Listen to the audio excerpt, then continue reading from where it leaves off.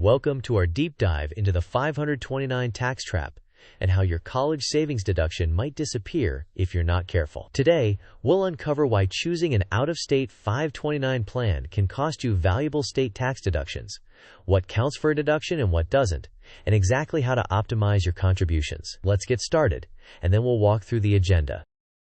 Here's the roadmap for today. First, we'll quickly recap what a 529 plan offers. Next, we'll unpack the state deduction trap that catches many families by surprise. Then, we'll bust common rollover myths before moving into a clear decision framework. We'll follow with scenarios and comparisons, and finally, we'll reinforce the key points with a couple of quick quizzes. With that in mind, let's transition to a quick but important disclaimer. This video is for educational purposes only and does not constitute tax, legal, or financial advice. State tax rules for 529 plans change and vary widely. You should consult a qualified tax professional or financial advisor in your state to validate current deduction limits, eligibility rules, and any recapture provisions. With that important context established, let's move into the basics of how 529 plans really work. At a high level, a 529 plan offers tax-free growth when used for qualified education expenses, and tax-free withdrawals for those qualified costs. However, federal rules are only part of the story. State-level rules often determine whether you receive an income tax deduction or credit on your contributions. While fees and investment options do matter, for many households, the guaranteed savings from a state income tax deduction can be more valuable than small fee differences. Keep that trade-off in mind as we continue. Now that we've set the baseline, let's transition to the main trap that causes deductions to disappear. Here is the trap. Many states only grant a state income tax deduction or credit if you contribute directly to your home state's official 529 plan.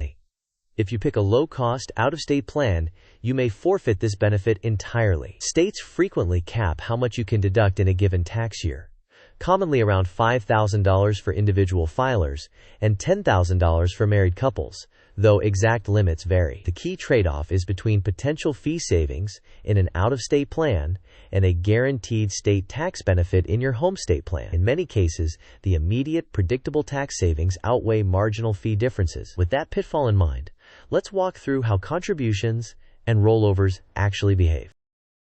This sequence highlights the tax treatment difference between a rollover and a new contribution. First, a parent contributes to an out-of-state 529 plan. Later, the parent rolls those funds into the in-state plan. The rollover is treated as an asset movement rather than a new deposit, so it does not trigger a state income tax deduction for prior contributions. Finally, the parent makes a new, direct contribution to the in-state plan in the same tax year. Only this new money is eligible for a state deduction or credit, subject to the state's cap. Next, let's move from concepts to a practical decision framework you can follow. Here's a practical decision path. First, locate your state's official 529 plan and read the rules on deductions or credits. Second, find the annual cap and confirm eligibility.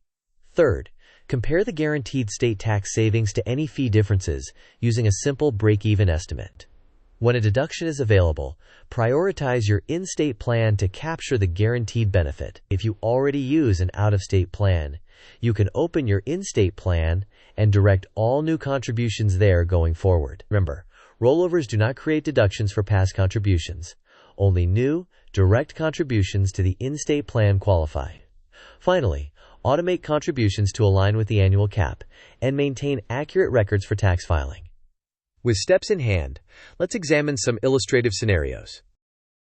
This table provides illustrative examples. In Scenario A, an individual contributes $5,000 to the in-state plan and may deduct up to that amount if the state allows it. Scenario B shows that an out-of-state contribution typically yields no state deduction. Scenario C demonstrates that a rollover from an out-of-state plan into the in-state plan does not generate a deduction because it is categorized as an asset transfer rather than a new deposit. In Scenario D, the rollover still creates no deduction, but the new $4,000 contributed directly to the in-state plan may qualify, subject to the state's cap and rules. Now that you've seen typical outcomes, let's compare in-state versus out-of-state choices head-to-head. On the left, the in-state plan typically provides eligibility for a state income tax deduction or credit, producing immediate and predictable savings. However, some in-state plans may have higher fees or fewer fund options. On the right, many out-of-state plans offer lower fees or a broader investment lineup and potentially a better user experience. But they usually provide no state tax deduction to non-residents. The key is whether your state offers a deduction or credit significant enough to outweigh any marginal fee differences. With the trade-offs clear, let's bust the most persistent myth about rollovers. A common misconception is that a rollover from an out-of-state plan into the in-state plan creates a deduction for past contributions. It does not. The rollover is treated as an asset movement. As a result, it does not count as a new, deductible deposit. Only new, direct contributions you make to the in-state plan during the tax year may qualify for a deduction or credit, and even then, only up to the state's annual cap. The practical takeaway is to open your in-state plan and route all new contributions there as soon as possible. To lock this in, let's test your understanding with a quick quiz. Question: which action typically qualifies for a state income tax deduction in many states? Options: A. Rolling over funds from an out-of-state plan into the in-state plan. B. Directly contributing new money to your official in-state 529 plan during the tax year. C. Contributing to any 529 plan regardless of state. D. Switching your investment options within your out-of-state plan. You may pause the video now to think about the answer. We will discuss the answer in the next section of the video. The correct answer is direct contributions to your official in-state 529 plan during the tax year. In many states, only this new money is eligible, and only up to the annual cap. Rollovers are asset movements and do not retroactively create deductions. With that clarified, let's try a second quick scenario. Question: you roll over $50,000 from an out-of-state plan to your home state plan and contribute $2,000 of new money this year. How much typically qualifies for a state deduction, subject to your state's cap? Options: A. $0. B. $50,000. C. $2,000. D. $52,000. You may pause the video now to think about the answer. We will discuss the answer in the next section of the video. The correct answer is $2,000. The rollover does not create a deduction. Only the new, direct contribution to the in-state plan generally qualifies, and even then, only up to your state's annual cap. Now, let's cement the biggest takeaways before we show a planning timeline. Here are the key points. First, when your state offers a deduction or credit, prioritize your home state 529 plan to capture guaranteed savings. Second, remember that rollovers do not create deductions for past contributions. Third, only new, direct, in-state contributions may qualify, and those are subject to state caps. Fourth, while fees matter, the guaranteed state tax savings often outweigh modest fee differences for many families. Finally, automate contributions and maintain clean records. Next, let's visualize a simple planning timeline. This timeline walks through a typical year.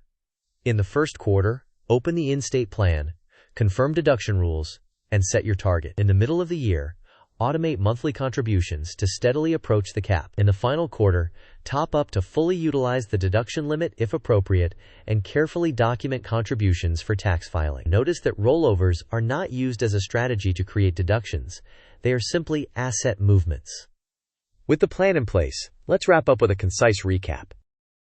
In summary, many states condition their deductions or credits on using the official in-state 529 plan. Rollovers do not create deductions for prior contributions, and only new, direct in-state deposits may qualify, up to the annual cap. Therefore, capture the guaranteed tax savings before worrying about small fee differences. Finally, keep good records for tax time. To close, here's a quick thank you and a creative ask. Thank you for watching. If this helped you avoid the 529 tax trap, please like the video, share it with someone who is saving for college, and subscribe for more practical, money-smart content. In the comments, tell us your state and whether you get a deduction for your in-state plan. Your experience can help others make a better decision. See you in the next one.